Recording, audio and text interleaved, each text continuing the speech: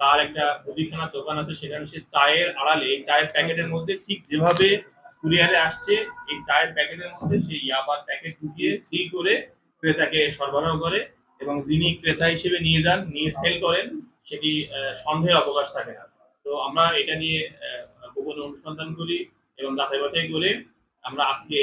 জানতে পেরেছিলাম যে এসি পরিবহনে তার এই আলামতটি আসবে, সেই হিসাবে আমরা ছদ্মবেশে, দেখছেন যে আমরা বিভিন্ন সিভিলে পোশাকে আসি, ছদ্মবেশে ওই এলাকায় অবস্থান করি সিভিলে। এরপরে যখন সে আলামতটা নিতে আসে, এসে যখন সে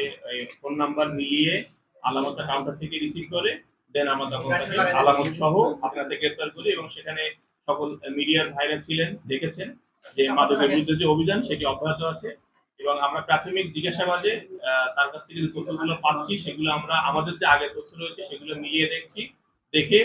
পরবর্তীতে এই মাদকের সাথে চালানের সাথে কে বা কারা প্রেরণ করলো এবং সে কাদেরকে বিতরণ করতো বা সেল করতো, বা এর পিছনে আরো কেউ জড়িত আছে কিনা সেটা আমরা আইনের ব্যবস্থা নিয়ে আসবো, এবং ইতিমধ্যে তার বিরুদ্ধে মামলা দায়েরের কার্যক্রম চলমান রয়েছে।